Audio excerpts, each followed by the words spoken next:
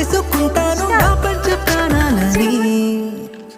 చెల్లమ్మా నువ్వు పుట్టాకే అన్నలా నేను పుట్టానే, 100 జన్మలు 1000 జన్మలు తోడుగా నీకు ఉంటానే. చెల్లమ్మా నువ్వు వచ్చాకే గుండెకే సందడొచ్చింది, దారి చూపే వేలి చివరై నిన్ను నడిపిస్తూ ఉంటానే. నీ చిన్ని పాదం అడుగేయగా